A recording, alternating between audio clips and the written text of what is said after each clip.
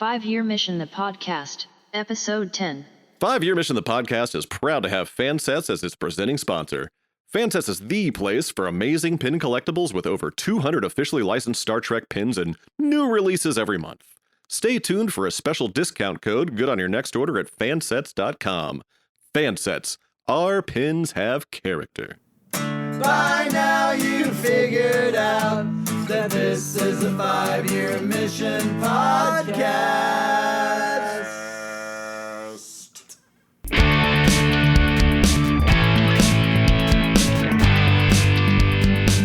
Welcome to another 5-Year Mission, the podcast.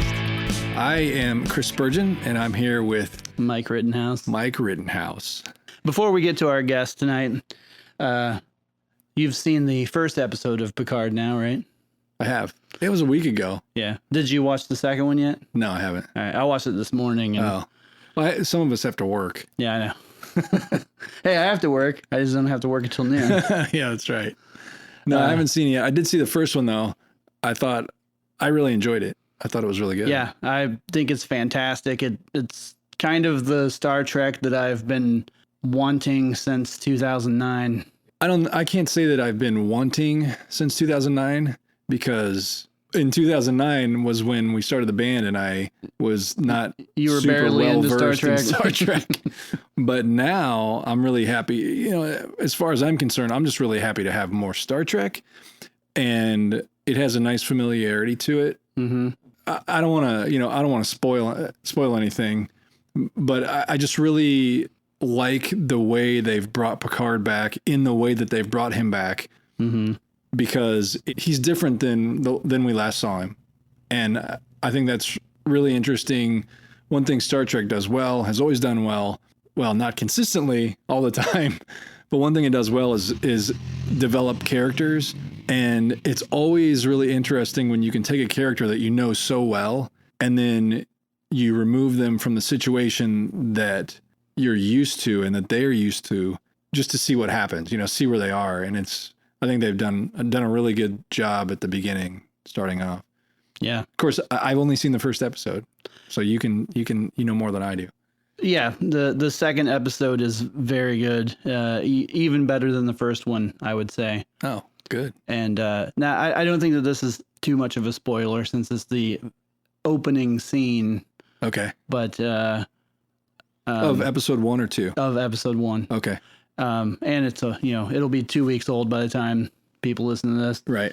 But I thought that the Enterprise D looked fantastic. Yeah, that was a nice opening. It started with this familiar setting, mm-hmm. and yet it wasn't familiar. It was strange. Yes. In a way that really kind of draws you in, because you want to know what is going on. And it really isn't a spoiler, because you see some of that in the trailer too. Right. I mean, you already kind of know a little of that scene if you watched the trailer. Yeah. Definitely a cool opening episode. And like I said, the second episode, it just gets even better. So I'm really excited. But enough about Picard. Yep. So our guest this episode is Dan Deevy. And Dan is someone we met several years ago. It was 2014? I think it was in 2014. It was the first year that we did Star Trek Las Vegas. Dan runs an organization called Gaaays in Space. And I drew that out because there's 3 A's in both Gaaays and Space. And we'll talk about it more, but it's a nonprofit organization. Dan and the 5 of us became quick friends, and we were really excited to have him come in and talk to us. So here's our chat with Dan Deevy from Gaaays in Space.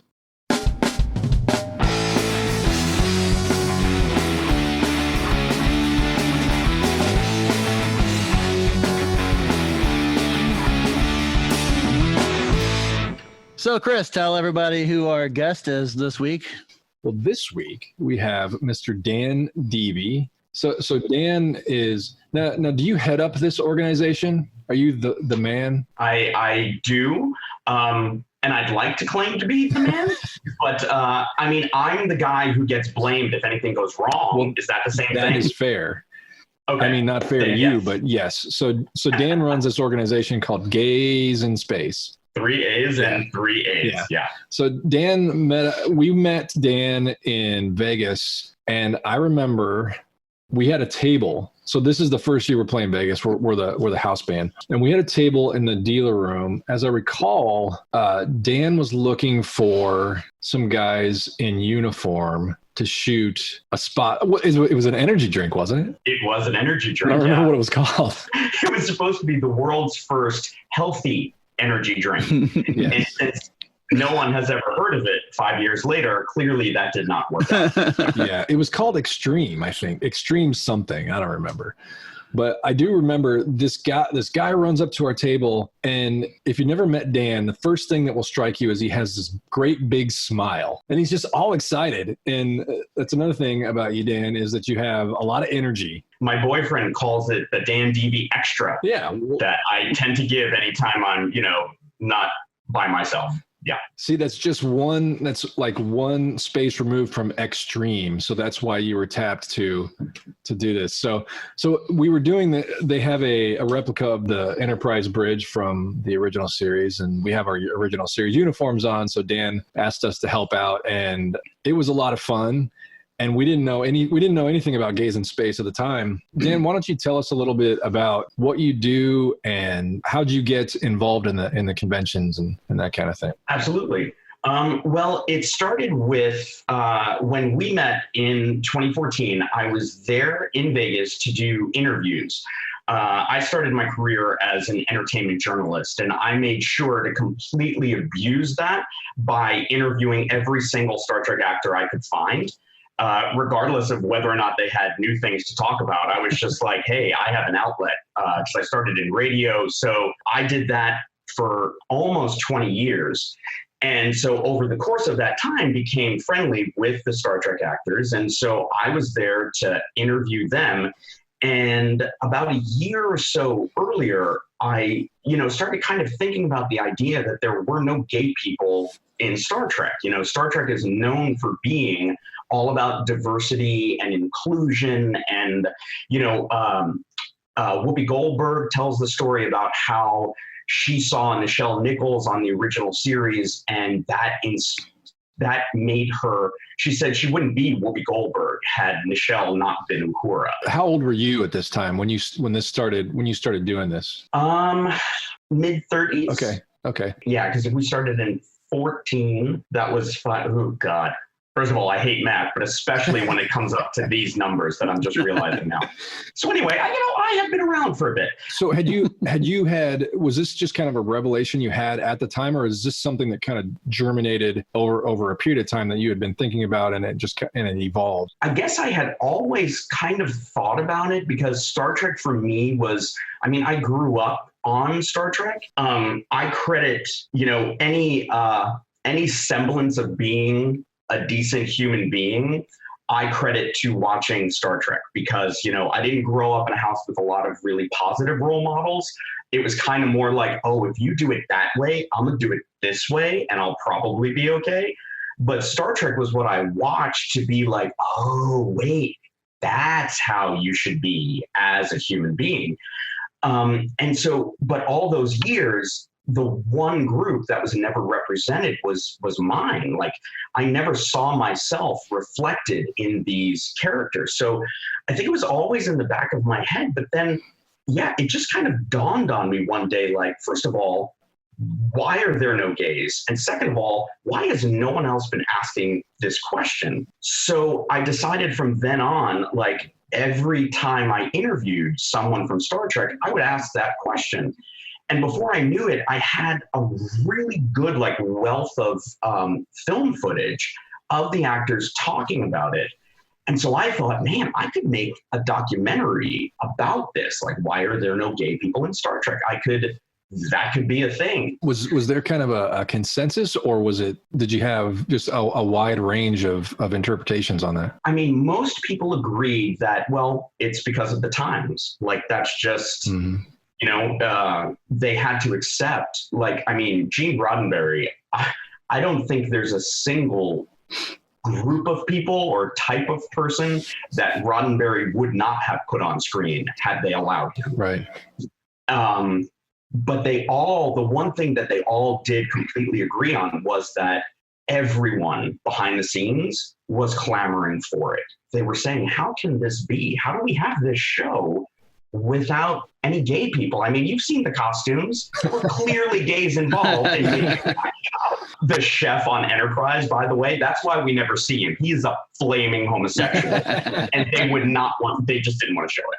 I don't think that's unique to Star Trek. You know, Star Trek is oftentimes seen as being fairly progressive, and they did a lot of progressive things on the show with the underrepresentation of the gay community. That isn't something that was really happening even until just recently. Right now, it's not unusual to see someone from the LGBT community represented in a positive light on even TV, network TV even.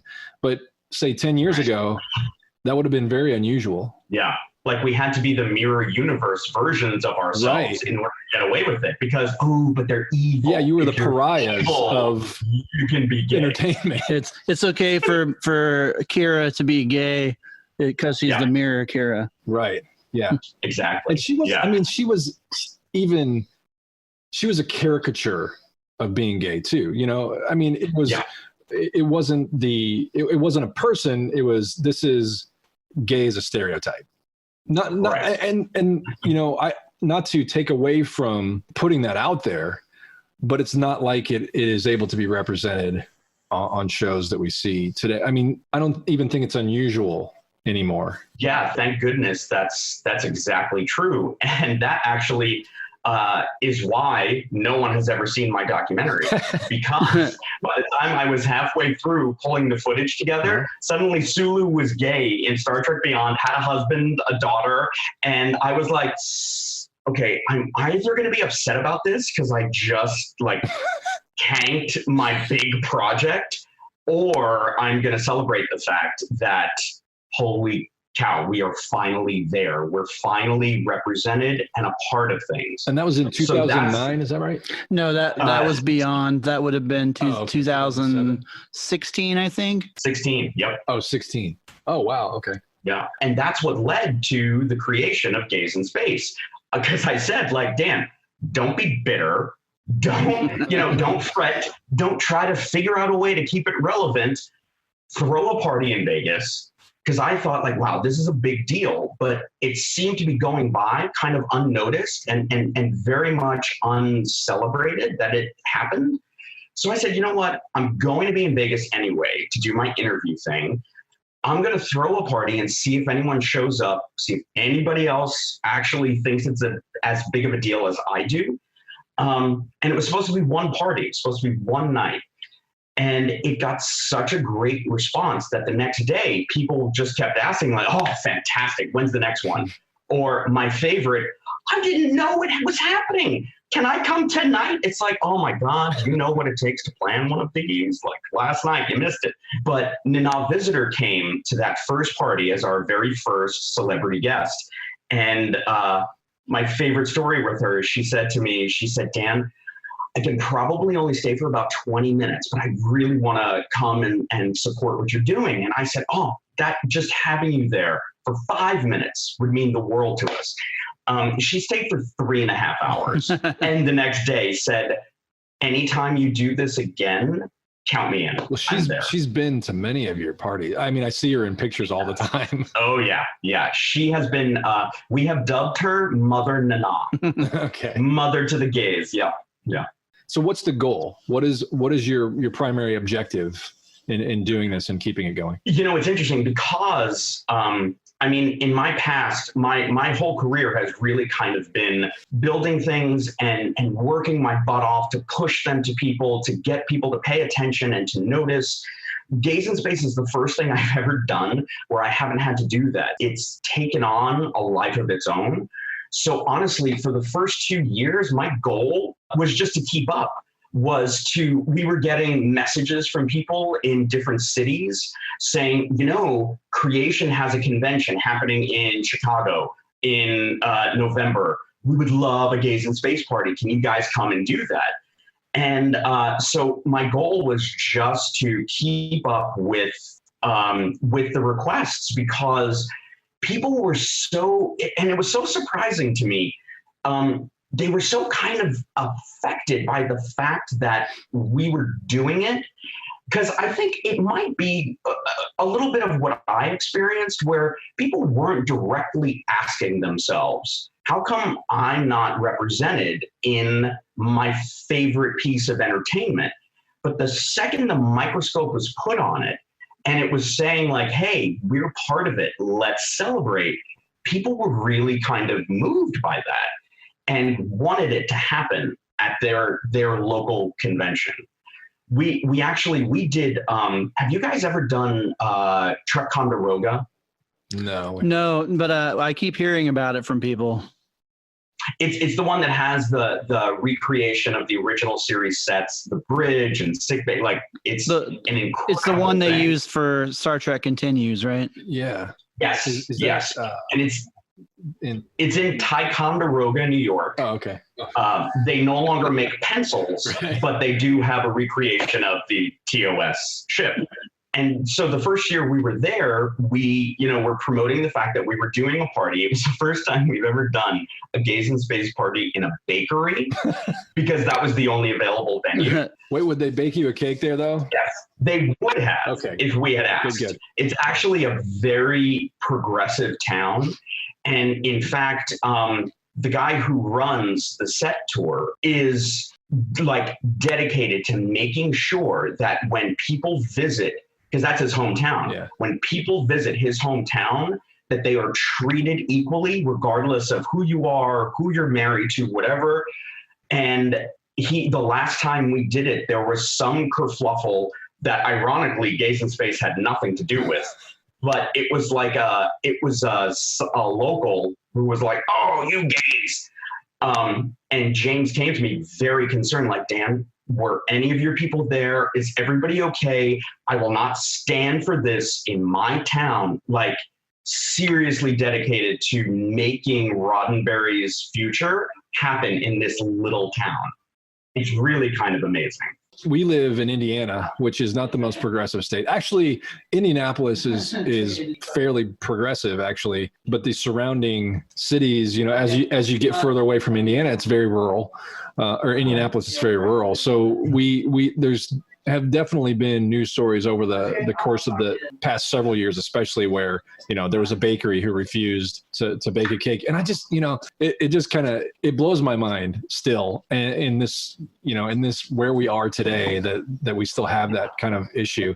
But it's always heartening to hear when you have someone who is not only trying to protect their space, but everybody else's, and I mean, I think that, that's where the term ally comes from, I mean, we are, Mike and I aren't, we aren't gay, but we have. Are you sure though? Have you tried since last week? Okay. Because I'm just saying, you don't know if you like sushi until you eat some sushi. It's a fair point. I can't claim that I'm 100% not gay. Right. So that's fair to say, but I will, I'll die on that hill, like I will defend you, all the way, because I think it's, as a human, you have to, you have to defend humanity, and what's more human than being what you are, so I think that's just.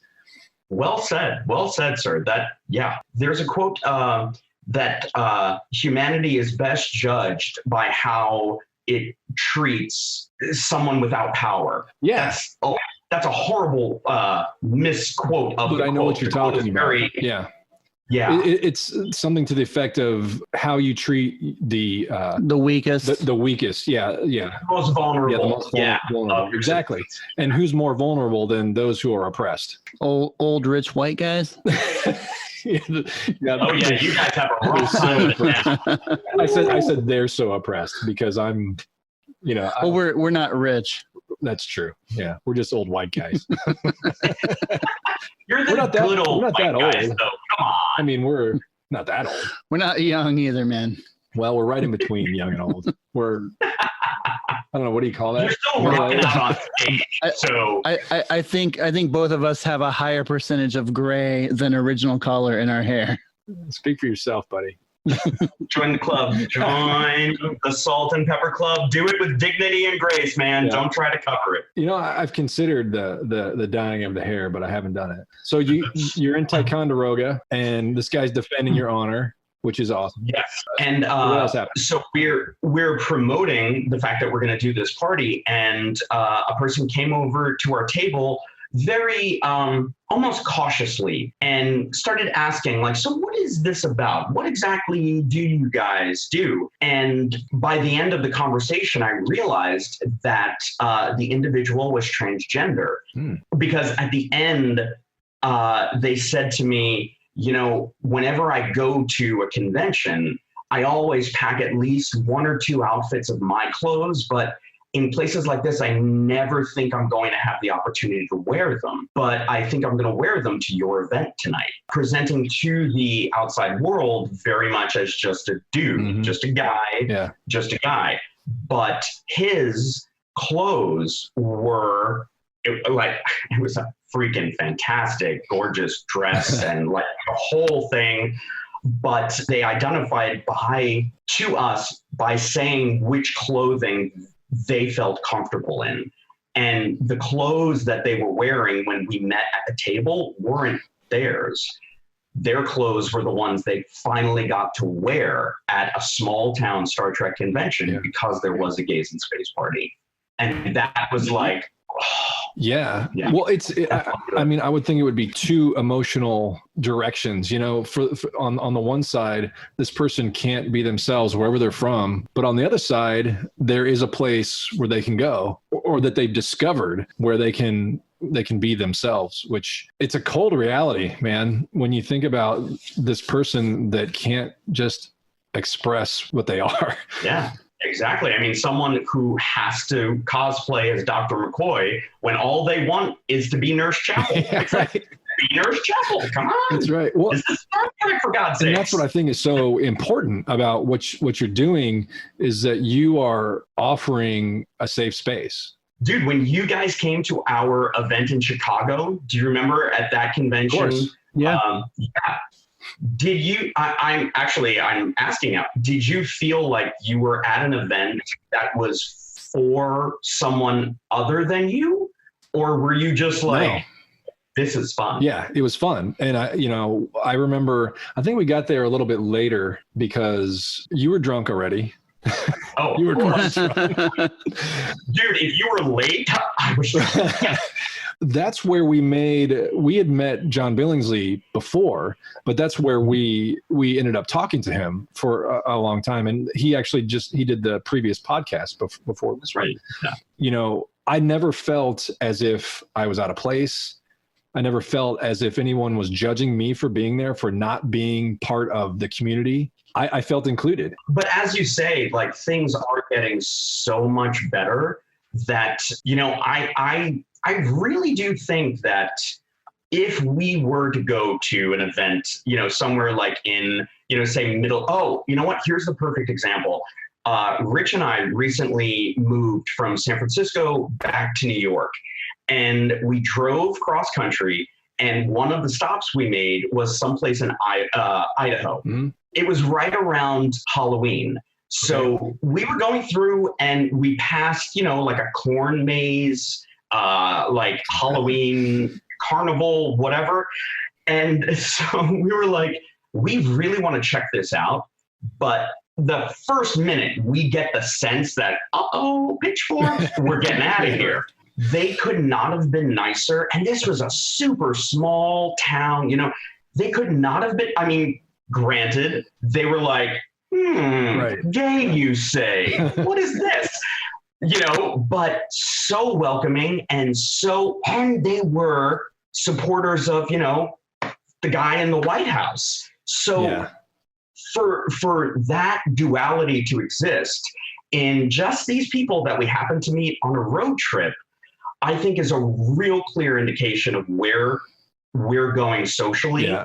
You know, as a society, we're going in the right direction. We're getting there. So I think the number of events, especially Star Trek or sci-fi or comic book related, that we might end up in where we would feel like the other. Mhm. I mean, in a group of others, to feel like the others, pretty unique.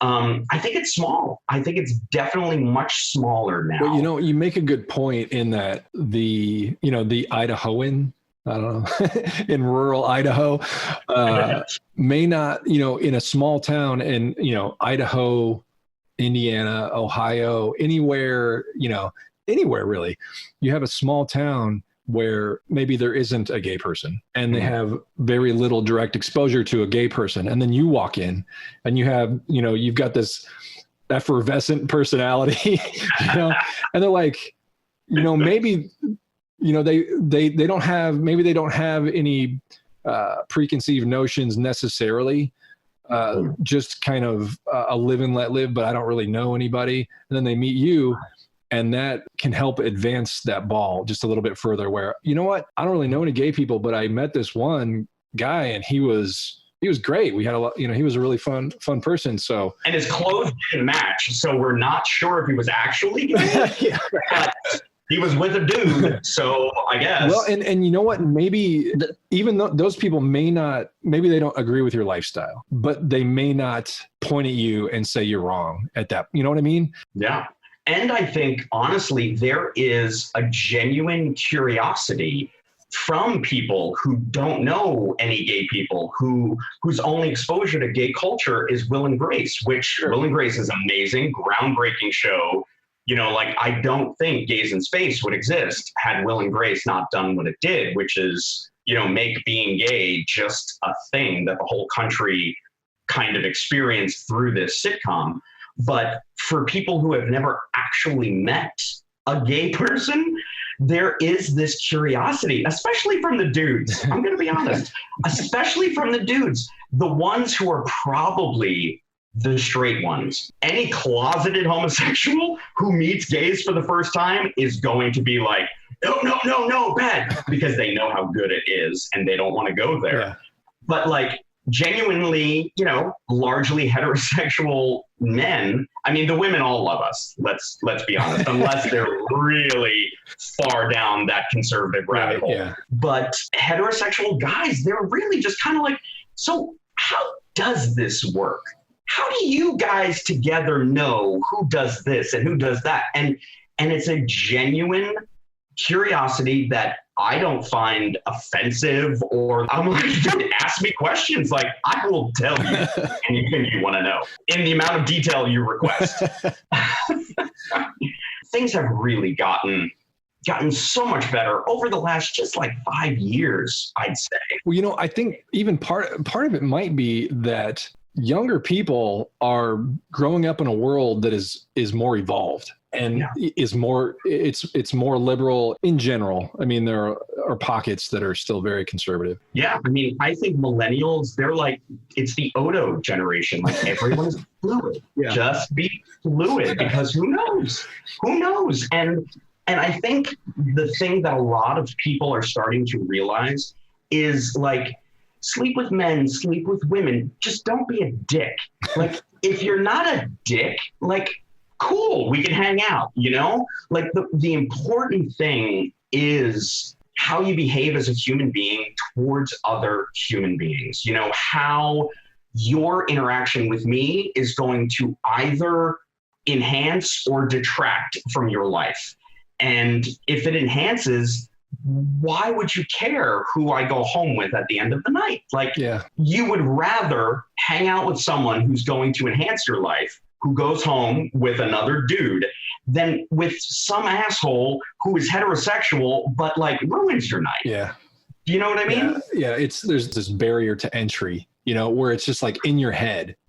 And if you can just get through that membrane of not wanting to understand, it's the same with anything else, religion, politics, anything that you've grown up with that has been instilled in you as you grow up. It's hard to break through that, because when you do, you are effectively leaving behind the things that you've learned and accepting that it's time to learn things for yourself and make your own decisions. And that's hard. I mean, that can be really difficult. So that's scary, man. I know. That is scary. at conventions, I am always just thrilled that people want to engage, that they have a question. Even people who will come by the booth and be like, you know, you have too many A's in both of those words, yes. right? And then it's just like, dude, hang on, just read it in your brain and what happens. And then you see the light go on and they're like, oh, okay. Yeah. Yeah. You always have your professors who come by that have to, you know, check your spelling. They have to correct you. Yeah. It's like, no, this is on purpose. Try it out. But you know what's interesting is I think that what we experience by bringing together, by letting people who are gay, who are also Star Trek fans, come to a place where those are merged, I have to believe that your audiences experience the same thing, where it's like you guys are like serious rock and roll, like, yeah, mixed with huge sci-fi dorks. Yeah. So, and that doesn't always follow. So your events are really kind of the same thing as a Gays in Space event, except it's for dorky rockers. Maybe? We have fans who were young when they discovered us and just felt very much like there weren't people like them, you know. They were nerdy and they didn't have a community. And then they found us, and in finding us, they found something they enjoyed, but they also found other people that enjoyed what we were doing. And so I think that for us, the way we kind of do what you guys are doing is not because of what we're doing, but because we bring these people together that have these similar proclivities as far as what they like. And I think it's almost insulting for us to say that we are doing something similar to what you guys are doing, because the people that you affect are so much more, they have been oppressed much more than those that being a nerdy kid that feels alone is different than being a nerdy gay kid who feels alone. You know? So I think what we do peripherally, you know, I mean, we're just playing music, you know, we're just guys playing music that we love and having fun doing it and meeting great people and just enjoying it. And I think that's important. I think what we do is important, but not directly. I think what happens indirectly from what we're doing is important. Like you guys are doing that with intention, you know? It is, but the effect is exactly the same. You guys are the niche within a niche that never thought there were other people out there who were part of those two niches. You know, like who grows up loving Star Trek, thinking they can be like a sexy guitarist rocking out on stage, you know, like, God, I sounded like I was 80 years old with that. But you know what I mean? Like I think there are so many people out there, regardless of what it is that makes you different. So many people think that they are the only ones. I'm the only one who likes this and that. And then there are groups like mine and groups like yours that show, holy cow, there are so many of us who like this and that. Yeah. And I think, you know, I don't think you can underestimate the isolationism that one can feel when they acknowledge the fact that, hey, nobody in my class likes both of these things. Nobody in my school has ever seen Star Trek, or that can be really isolating when it's the thing you love the most. So I have to disagree with you. I think what you guys do is every bit equally important as what we do, because you are showing kids out there who are feeling isolated and alone for a different reason than the people I'm reaching out to feel isolated and alone, but the feeling is the same. And I think what we both do for them is the same, which is, guys, like, it's a really big world. Like, the world is a big place, and there are so many other people exactly like you. Do not feel alone. Come to our events and we will show you how many other people there are just like you. So don't underestimate yourselves, gentlemen. I will graciously take that. Well, you know, let's just say we're both trying to do good as the best we can. this year we're going to be, Gaaays in Space is going to be doing, we're going to be doing more traveling than we did in the past year. It was interesting. Last year, we actually did fewer events than we had the previous year, but had more attendees show up. And have, had more celebrities show up. And so we got bigger by doing fewer events. But I really want to go back to what we started with, which was I want to go to places that we're not preaching to the choir so much. I want to come to Indiana. Yeah. And I want to be like, what's up, everybody? Yay, let's have some fun. Let's chat about it, I think a Gaaays in Space party with us playing in our hometown would be pretty awesome. That would be a great event. Yeah, I think we should definitely try to do that. And I know for a fact there are several of the Star Trek actors who would totally be down to come. Like, even if they flew in for a night, came to the event, and then left the next morning, we have gotten such incredible support from the actors. I mean, like people like Nana, John Billingsley, Bob Picardo. Yeah. Bob Picardo is the coolest guy. He's pretty awesome. Oh God, just like so genuine and cool. And when we did the cruise last year, he offered us the opportunity. Unfortunately, we didn't have someone with us that could really sing very well, but we were hosting karaoke night, which I guess tracks. But he said, like, hey, I would love to do a duet with one of your guys on stage to a song that I'm pretty sure he wrote that hadn't been sung in like 15 years, which was called I Had You, Babe, which was a riff on Sonny and Cher, I Got You, Babe. And it was like, show me the prenuptial. Like, it was hilarious, absolutely hilarious. And he said, you know what? Like, I love you guys. I haven't done this song in 15 years. Let's do it together. Like, that's the kind of guy that's very cool. Is. Yeah. Camille Saviola, who played Kyle Paka, she's been to a couple of our events, and oh my God, she gets on stage and she tells stories about having been Judy Garland's personal assistant. Whoa. And nice. In the bar, it didn't matter if people liked Star Trek or not. All the gays were like, what? And just like so wonderful and so just on board. So many of them are just so on board with the message, because I really do think it's the personification of Roddenberry's vision of a future where everyone is equal. And, the actors have been craving it as long as we have. So I think we should definitely chat and see if we can make something happen in your hometown, combine forces. Let's have like a rock and roll Gaaays in Space event with a couple of Star Trek actors. I think we should. And we would also love to travel to other events as well. Yeah. You guys have to get on the cruise. Like, you have to. We made the effort the first couple of years. They told us that the stars do the entertainment, which is why we haven't been considered. Yeah, but that's the same thing that Creation kept telling us. Same thing that Creation kept telling until us. they finally caved. So you're telling me there's a chance? I mean, honestly, the people that we've worked with at the cruise, I mean, it took us a year plus of just saying like, hey, this is what we do. We want to be involved. And before they invited us last year for the first time.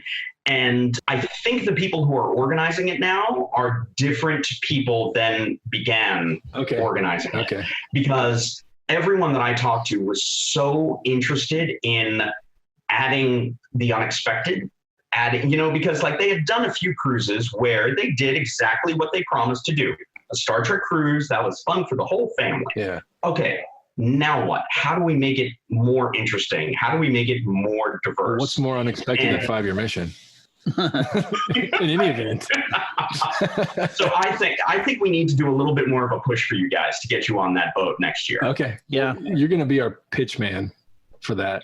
I can do that because I can smile until my face breaks. I know I can.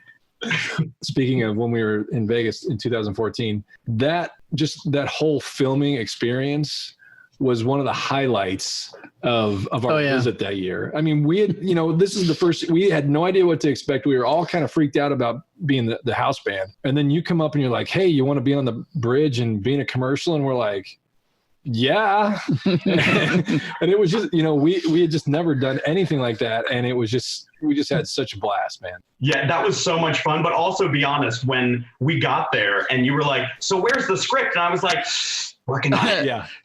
You told us to wing it. And I just remember I was playing Bones, and you turned to me and you're like, doctor, what do you see on the scanner?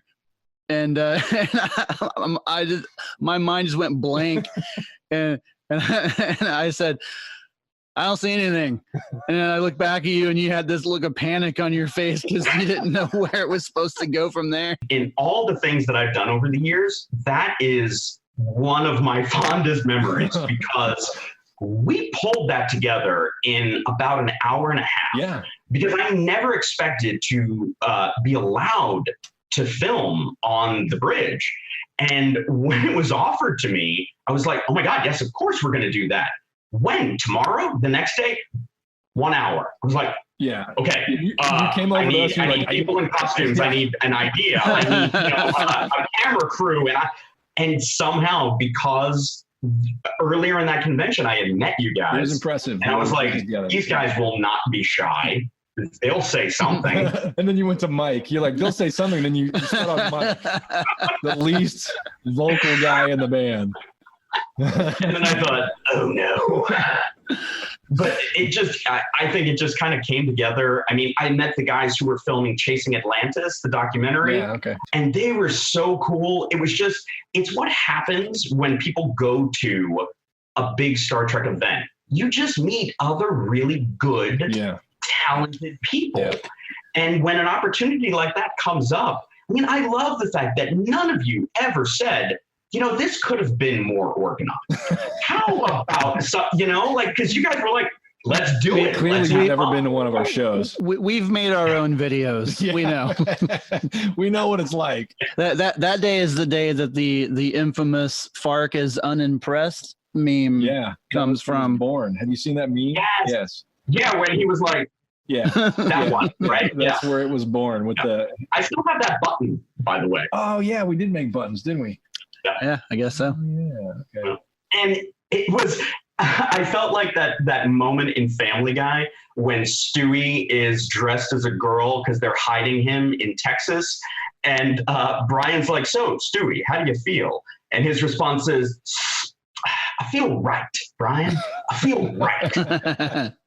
Sitting in that chair, man, in that uniform, it felt so right. Yeah, I felt pretty good up there, in the science officer position. That was fun. So obviously we get the gay part of Gaaays. Where did space come from? I mean, how did Star Trek become? I mean, how did those two gel together? Yeah, the space definitely came first. Okay, because I was the very first time that I watched Star Trek. I was like 8 or 9, I guess, and I had a Friday night ritual where I would stay at my grandmother's house. And at 11:30, we would watch The Honeymooners on Channel 11, WPIX New York. And at midnight, they would show reruns of the original series. Well, there was something about that promo for coming up next, Star Trek, that freaked me out as a kid. It was just, I can't watch it. Turn it off. Turn it off. And because there was no remote yet. So turn it off. Turn it off. Yeah, you had to actually physically walk over to the TV. I remember those days. Thank goodness for that, because there came a night when I was just too lazy to get up and turn it off. And it was the episode Mirror, Mirror. Oh, man. Arguably one of, if not the best, of the original series. But also one of the most terrifying if you're afraid of things like the intro. Also possibly the most confusing if you've never seen the show. God, I never thought of it like that. You're right. The episode that made me a fan is perhaps the most confusing. Yeah, who knows? But I watched it and by the end thought, hang on, that wasn't scary. That was actually really interesting and good. And the next one, and I'm convinced it's just one of those like serendipitous things. Was this like next Friday at Grandma's? Next Friday, yeah, at Nana's house. Because they were showing them out of order. The next episode was The Trouble with Tribbles. Okay. And it was like, okay, I am clearly meant to love this show. Because like randomly the 2 episodes I see are Mirror Mirror and Trouble with Tribbles. It's a good thing the next episode wasn't The Empath. Yeah. Oh, Spock's brain. Brain. Savage Curtain. Yeah. You would have been done. But yeah, so space definitely came first because at that age, I wasn't really, aside from the skinny dipping scene of Bo and Luke Duke and the Dukes of Hazzard, that had me things at the time. But it wasn't really solid yet. So my love of Star Trek was there, and I really kind of kept it quiet, to be honest. Okay. I had one friend who also liked Star Trek. But other than that, I kind of kept it quiet. I do sometimes tell people that I came out as gay before I came out as a Trekkie. That's only a little bit of a lie. It was like a year. It was like a year difference. Okay. It was something that I really enjoyed, but I tended to keep it to myself. I guess maybe so as not to be labeled. Do you think it was more of you didn't want to be stigmatized by watching Star Trek, or do you think it was more just like it was your thing and you just figured you'd keep it to yourself? That's an interesting question. I guess it was kind of I was always raised to kind of play to the room, which I'm sure shocks you guys. But like shocking. In playing to the room, it was kind of like, well, if you like baseball, I can like baseball. Let's talk about baseball. And no one in the room liked Star Trek. So, I guess it was more that I didn't feel the need to share it. Sure. Because it was such a perfect kind of experience without anyone else, messing it up. Did your Nana watch it with you? She did. So you were sharing it with somebody. That's true. So it wasn't, maybe it was just that was fulfilling enough, because a lot of, especially today, I'll watch a show and then I want to talk to people about it.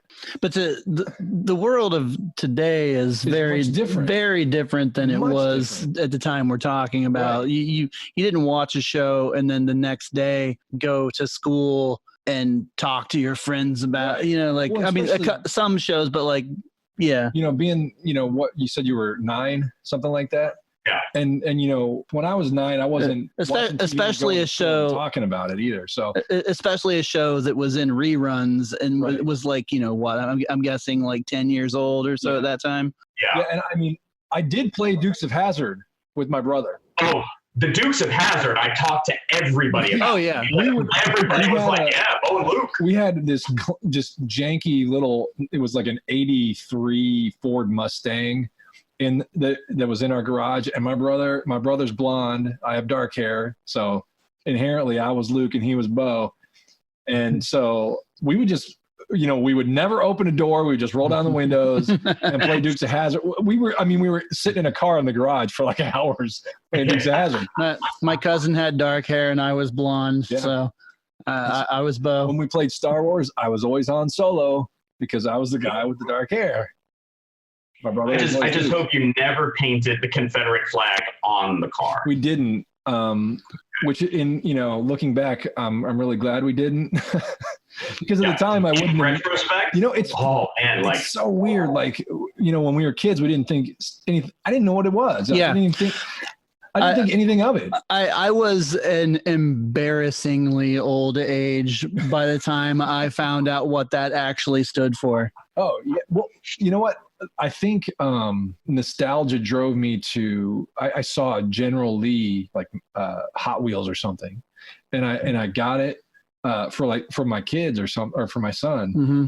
And then I'm like, oh look, it's the General Lee, and then I'm thinking, is that really the right message to be sending to my son? Yep. Yeah, I don't know what happened, or maybe. I don't. At some point in my life, I had a General Lee Hot Wheels car, and I don't remember if it was for my son. But at some point, I was just like, "Wow, this is not good. Let's just get rid of this."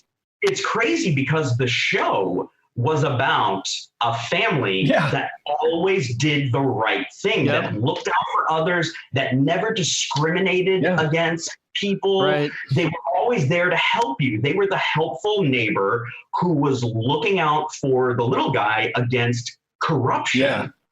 And then you're like, why did they name the car General Lee? Yeah, right. Why would you add that to it? Well, and you know, it's set in the South, you know, back in the 80s when Dukes of Hazzard was airing, it just, I mean, we were in the Reagan years, you know, I mean, no one thought twice about that kind of thing. And it's just crazy to think about. All I got to say is that B.A. Baracus never had a Confederate flag on his van. Yeah. Kit didn't have. That's right. We had Kit and we had the A-Team van. So. But then also, like, I just recently came across an old Bugs Bunny cartoon, and the phrase "cotton pickin' varmint." Yes. Cotton. It always just sounded like a silly, fun thing to say, and then you're like, "Oh, yeah, I'm a racist." Yeah, oh yeah, it's crazy. Whenever you know, my kids will be, because my kids love cartoons. I have a 7-year-old son and a 4-year-old daughter, and they love cartoons. Now, there's a huge, just ever-growing library of things they can watch, and they, you know, there's all these new Netflix shows, and it's just like all this media that they can watch, and you know, they still like, you know, my son loves watching old Tom and Jerry, and some of that stuff is questionable. You know, Mammy is, you know, is there. So yeah, Tom and Jerry, we watch Tom and Jerry, but every time, you know, they'll want to watch Looney Tunes, and you really have to pay attention. And then sometimes afterwards we have to have a conversation. What I tend to do in those instances is just explain that this is a product of the time. Yeah. And that you have to watch it through eyes of the time. Yeah. You know, some of the opinions and some of the way things are portrayed are not really reflective of how the world is today or how we want it to be. You hear people talking about, oh, people have to be so PC, but it's not about being PC. It's about being sensitive to other people, you know? And aware. I mean, there's nothing wrong with having awareness. Yeah. Every now and then, I think maybe it's a good thing to watch some of these old cartoons and movies and see where we've come from and see, you know, how much progress we've actually made. Yeah. You know, some people who will say like, well, they should go in and, you know, dub things out and change it. And it's like, no, like it was a product of its time.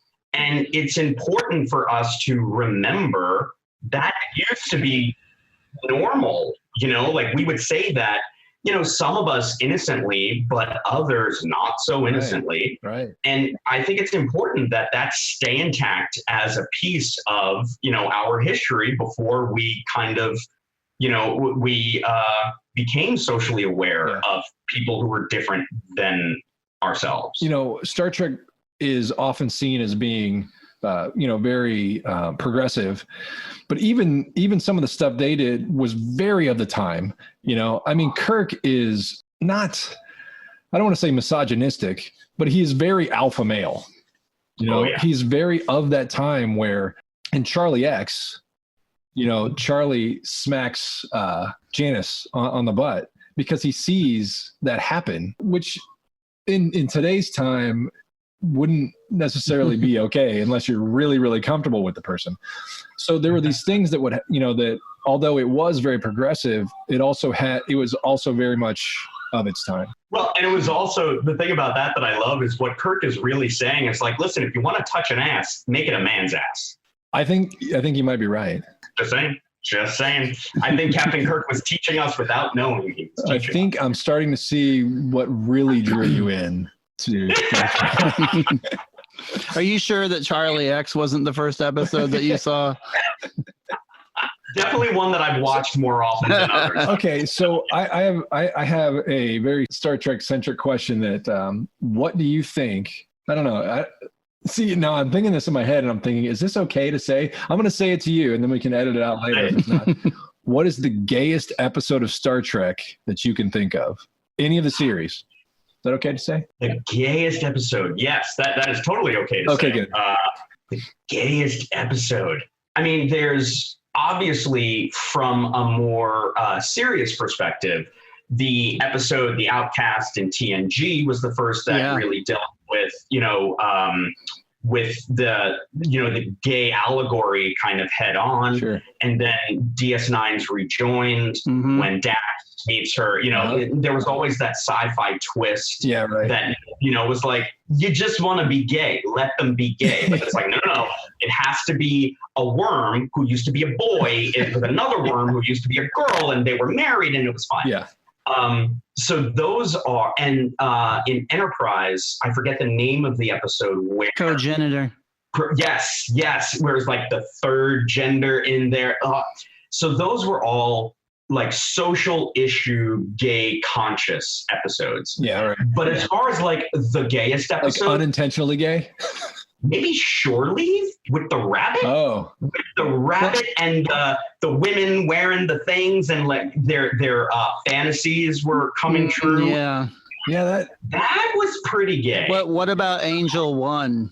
Oh, yep, Angel One. That's another one. I mean, that was also a little offensive. Like they took that whole like, well, women can be assholes too if they're in power. Justice, where they're all running around in those horrible white like unitard things. And Justice actually, Roddenberry tells the story about how when they were putting that episode together, his dad like later told him like, oh my God, I wanted to have men hooking up in this corner. I wanted women making out. I wanted groups of people over there, like just having sex. And the studio was like, they can wear skimpy clothing, boys and girls. Leave it, Gene. Leave it. So you've mentioned many characters and actors from the various series. Do you have a favorite of the Star Trek series? Oh yeah, I can't say a favorite actor because I love them all. But characters, I think it's a toss-up between Worf and Dax. I think phaser to my head, I would have to say Dax. Dax as a whole, or Dax specifically? As a whole. The worm or Jadzia or Ezri. The worm, but I largely was just absolutely fascinated by and kind of infatuated with Jadzia. I thought her like journey from, I'm a kid actually who knows nothing, but I'm also the wisest, oldest person in this room, and how she eventually over the years got comfortable with the power that she had because of that, and became one of the most kick-ass, smartest characters on the show. And anybody who can look at Worf and be like, I can take that every night is somebody that I'm just like, wow. So when your two favorite characters got together, did that just blow your mind? Completely blown. Mind completely blown. Also because, when that happened, it took a while before people realized that, hang on, it's an interspecies couple, Trill and Klingon, but that's also an interracial marriage. Yes. No one talked about that. Yeah. Because no one saw that anymore. They just saw this perfect pair of a Klingon and a Trill, and no one got all up in arms about, ooh, it's a black man and a white woman. It's like, because we had gotten past that, I think, largely at that point. 30 years earlier, we had Kirk and Uhura being forced to kiss. Yeah. And that was like shocking, and well, another thing about Worf and Jadzia is that they were, it was almost, Worf is an alien, Jadzia is an alien. So they're not a black man and a white woman. They're these aliens. So it's almost subversive the way they got it in there and made it just completely normal. It kind of tricked people into not being racist. Yeah, kind of. I'm against that interracial marriage. What do you think of Worf and Dax? Oh, they are wonderful together. It's like... All I gotta say is that Geordi LaForge was already macking on them white ladies like 10 years earlier, all right? That's right. It's a good point. That's a very good point. So Dan, what is your favorite of all the Star Trek series? I say this with all due deference and acknowledgement that it could not exist without TOS and TNG, but DS9 is hands down my favorite. I feel like TOS and TNG kind of set the board and then DS9 got to play the game with all the players, and they just told such an incredible, it's a 178 hour long story when you look at it. Like the first real continuing, storyline show. I think Deep Space Nine could be released today, and it would totally fit in the landscape of television now. It does all of the things that great TV today does. So it was so far ahead of its time and not afraid to do things that they weren't supposed to do. I think it had the best acting Patrick Stewart, yes, he's amazing. But overall, I think the acting was incredible. The story was fantastic. It has the most character development of any of the series. Absolutely. And the fact that they did trust their actors. They trusted that they cast the right people to play these roles, even if it was, someone who was hired initially to do a few lines, even if it's Casey Biggs, hired for one day to do a couple of lines, and then he becomes Damar. Becomes the leader of Cardassia. And they knew that, we cast the right people. Yeah. And we can trust that they are going to build these, throwaway characters initially into something incredible. And I think Deep Space Nine is really the only series that you can have so many stories like that to tell. I mean, we're just talking about it, and already, Aaron and Casey Biggs, there are two characters that should have gone nowhere who became incredible. I don't think you can do that with the other series. I think the fact that they were stationary, and they didn't, the conceit wasn't to go someplace and discover, new worlds necessarily. What they were doing is they were stationary, and that gave them the opportunity to really focus. They didn't have to focus on an alien race every week. They could focus on the people on the station, relationships, and the relationships, which made it, it was this drama like any other drama that you would see on TV that would be, in a city where people are interacting, but this was in space, and they faced all the challenges that were presented by being in space, by, the fighting off aliens and whatever else they had to do. I think the unfortunate thing is a lot of people haven't seen it because of what it is, because it's a sci-fi show where, it's isn't space with aliens. Isn't that Star Trek show that's like a soap opera? Yeah, right. And so it's, and they don't go anywhere. And it was, I remember Michael Dorn saying, when he was talking about the difference between TNG and DS9, and he was like, there's no bridge on Deep Space Nine. Like, you have the ops center, but nothing really happens. You're just monitoring stuff, and ships are parking and leaving and whatever. That's all that happens. So on DS9. What goes on in that space, the dialogue between the characters, it better be compelling, because you're not doing anything else. Like on the bridge of a starship, you can be distracted by the fact that, this might not be so compelling dialogue wise, but ooh, look at that new ship, and ooh, what's happening over there? Like DS9 was like, no, it's in the writing. It has to be. I'm gonna jump off on a tangent here, but so what was Captain Worf all about? So Michael Dorn had, and this is years before Discovery was even a gleam in someone's eye. He wrote a pilot script for a series ultimately entitled Star Trek: The Next Generation: The Chronicles of Worf.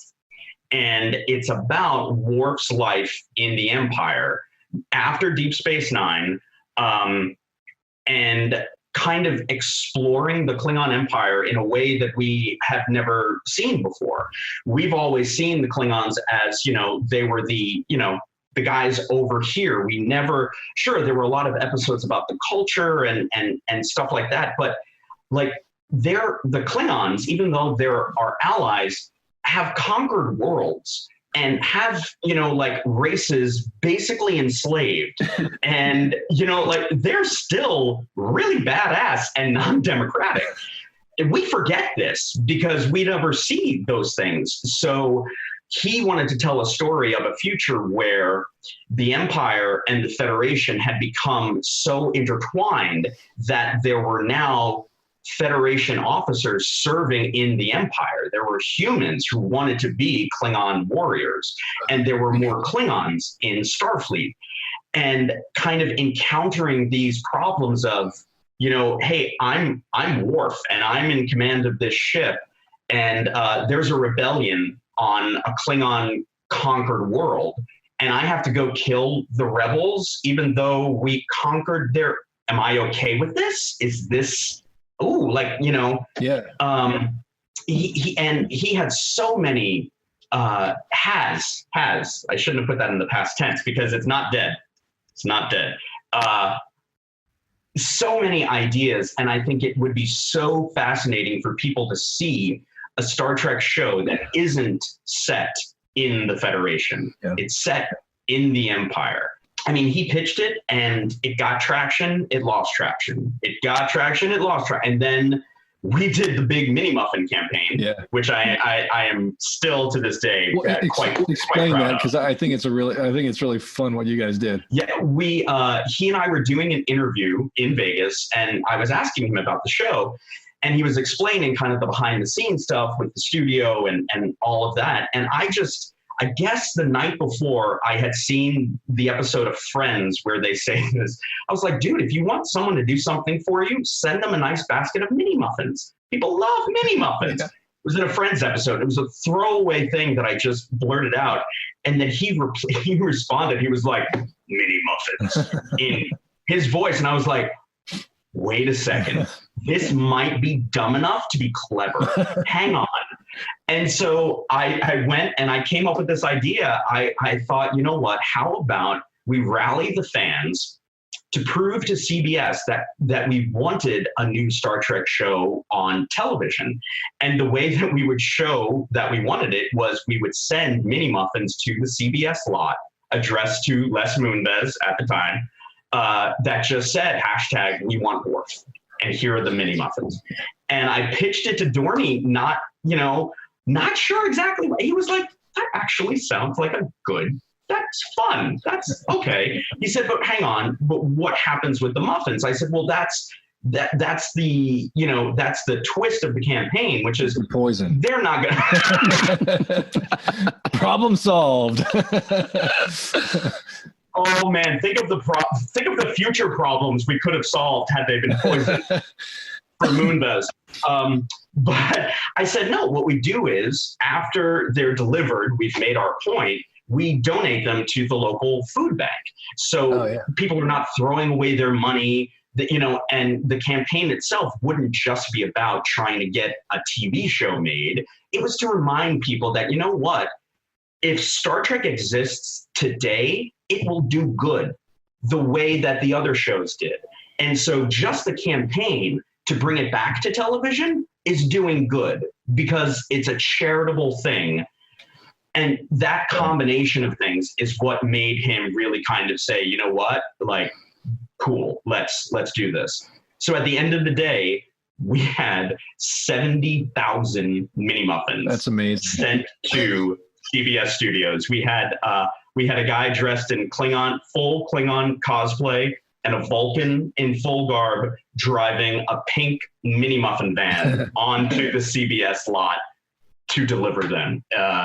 It was interesting. How did they feel about that? As we delivered it, like I had to call them the day before to tell them what was happening, and everyone was surprised, And the reaction that we got from the guards at the booth thing was just so stone-faced and so like, not, oh, you're bothering me, or, oh, this is just, you're not even here.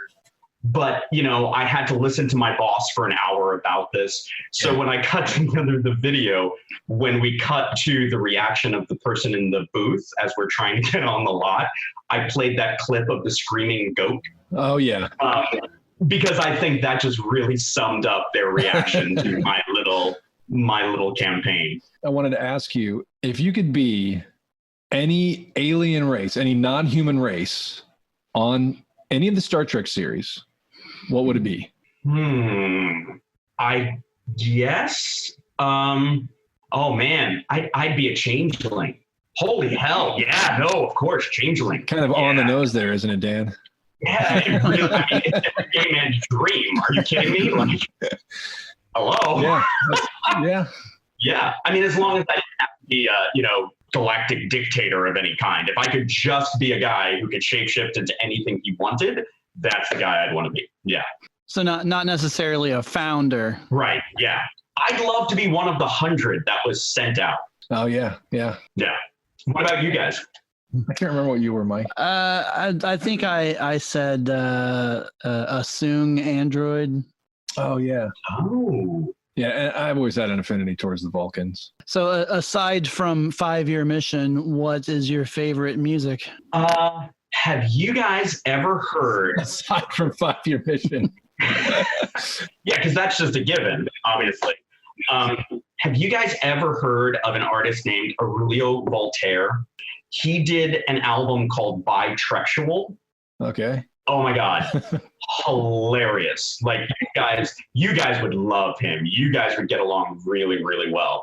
The first time that I saw him perform, I mean, also like when I've seen you guys perform, I think like there are very few people who know as much, if not more, about Star Trek than I do. But holy cow, like you guys do, and he does. And he really understands it in, the lyrics that he writes. And I mean, he has a song called the USS Make Shit Up. Like, if we're in a jam, just make some shit up. But he's such a nice guy. He's unique as a person and as an artist. But he's great. You guys should and what's his name again? I would love Aurelio Voltaire. Aurelio Voltaire. Yeah, just look up Bisexual. Okay. What style of music is it? I guess rock. Okay. I guess. Yeah. I would love to put together an event with you guys, him, and the Roddenberries at a Gays in Space event all together. I think that would be so much fun. Let's do it. Yeah. Yeah. Like I said, we're counting on you. Are you guys coming back to Vegas this year? We have not been asked to come back. I check in every year. And actually, I just I checked in today just to say hey, we don't have anything scheduled yet, so we really want to come back, but it's just a matter of them being able to bring us out. Well, what we need is for Gays in Space to team up with Trek Geeks and fan sets and have some kind of ultimate huge party and get us out there. Yeah. I mean, I don't know if you guys have seen the photos from our Wrath of Vegas party this last year and the year before, where we've been doing it at a venue called Piranha, which is 4 different rooms. The main room is a double level. Like the stage, when you walk out on that stage, it's like Mardi Gras when you look up, because we have packed the place now 2 years in a row. Awesome. And last year we had the Roddenberries and Voltaire perform. And I think, fingers crossed, they're going to come back this year. And last year you were thinking, what is missing? Something's missing. Missing from this equation. It's you guys. So we should definitely talk about that, because Gays in Space also, I should mention, the beginning of last year, we finally received our official 501c3 nonprofit status. Oh, nice. So we are now, people were saying, people were asking the question when we first started, like, well, what kind of nonprofit? Like, what do you do? And for the first, couple of years, it was just the events that we were doing. And it took us about a year to go through all of the paperwork with the federal government, because getting a gay nonprofit in the age of Trump wasn't the easiest thing. But we finally did it. And now that we have that status, we're able to start, we're going to be able to start doing more things, like reaching out to, schools and starting up, different kind of social programs and things beyond just the parties. But all of that is to say, now we can officially accept donations. Rod Roddenberry, at the end of last year, donated $5,000 to Gays in Space from the Roddenberry Foundation. Oh, that's great. And, that's what's paying for everything we need to do the cruise and to keep our weekly parties going. And once we get closer to Vegas, hopefully we'll be able to find more people who are interested in helping us to keep this going. And certainly part of that is to get the best, lineup that we can for the biggest event of the year, which is the Wrath of Vegas. So let's keep talking about this, guys, because I'm listening. Yeah. You're the missing piece. You guys are the missing piece. And I know everyone would have a blast. We should definitely talk about making that happen. Oh yeah, we always have a great time in Vegas. Well, Dan, I think we've taken up enough of your evening. Well, guys, this has been seriously, I was so excited when you asked me to do this. I'm so glad we got to do it. From the first time we met and we somehow pulled that video together. Yeah. And then I got to see you guys at other shows and everything. You're just you guys are the types of people that I love being able to meet thanks to Gaaays in Space and thanks to Star Trek. Yeah. It can be a little dark and gloomy out in the world, but getting to meet people like you, I'm so happy that I met you guys and so glad that we're continuing to work together, and I think we can make some really fun stuff happen. Well, we can absolutely say the same thing. And, like I mentioned earlier, we greatly respect what you're doing and support what you're doing. So, it's totally mutual. I mean, we love getting to know you. And actually, I'm really glad. I was excited that you accepted and wanted to do the podcast because we actually learned a lot. As much as we've interacted with each other, we haven't just sat down and had a talk about life and what we do. It's hard when you're at a convention and it's crazy and there's so much going on. Well, and life is crazy and you email back and forth. And so it's nice to be able to just connect in this way. And then we can, get it out there and let everybody listen to our conversation. Totally. They have all skipped to the next episode by now. Yeah. We've lost them all. But now that we've lost everybody, Dan, where can we find Gaaays in Space? We are on Facebook, Twitter, Instagram. It's the same handle at Gaaays in Space. You need the 3 A's and the 3 A's. If you leave out an A, I don't know where you're going to end up. But it's not on our thing. And we are also, our main website is Gaaays in Space, 3A's3A's.org. GAAYSPAAACE.org. And check out Dan's stuff. Well, I just want to make it clear because you never know. You got to play the lowest common denominator. That's right. Somebody will be in there going Gaaays in Space, number 3A, number 3A. It's best to spell it out. You're right. You got to make sure everybody understands. Well, Dan, it's been really great talking to you, and we will definitely keep this conversation rolling. Thank you guys again so much. Anytime if a guest falls out and you're like, who the hell will just talk so much? Dan, feel free to call me. I'm always Will do, man.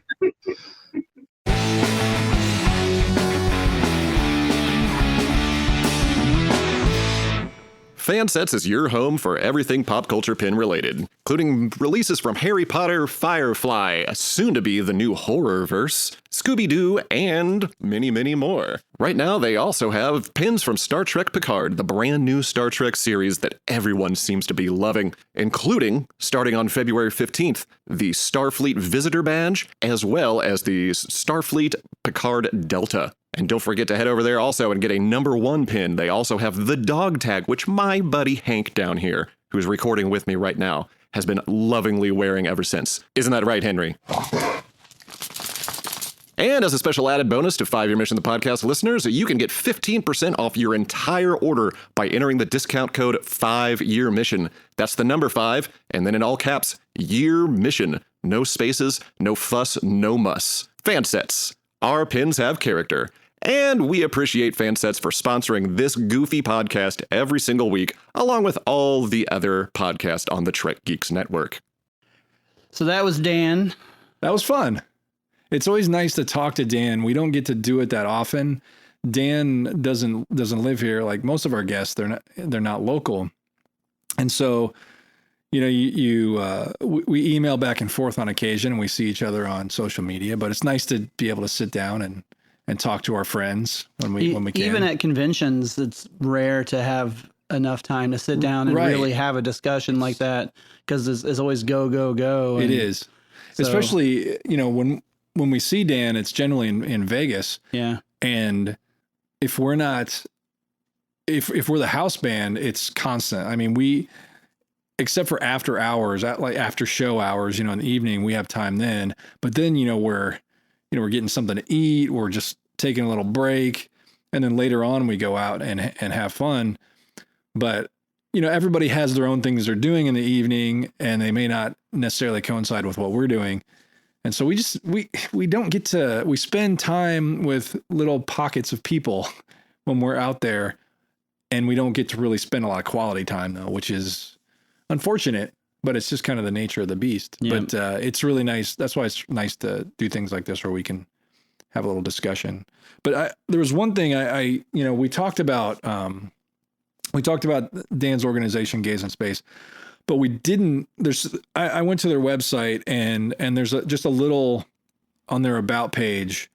There's just a little paragraph that I wanted to read just to make it clear what exactly they do. And I think it's really important. I'm just going to read that.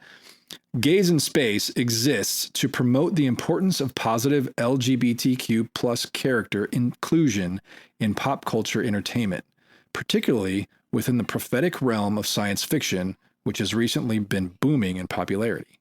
So that's kind of a long and short of what they do. And I know we expanded on it in the podcast or in the episode, but I don't think we actually really we got a official mission statement out of Dan's mouth. We didn't. So I just wanted to make that clear. And again, like Dan said, they're officially nonprofit, a 501c3, I think is what he said it was. Being there and seeing it and seeing what they do, it's really obvious that what they do is important. So I'm really glad that he's doing it, and I'm glad that we've gotten to be a part of it as much as we can. So. Well, that's all for tonight. We'll see you next time on 5 Year Mission, the podcast.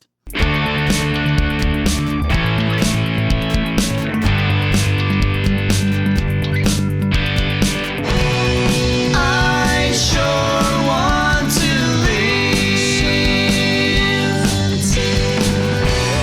I sure want to leave.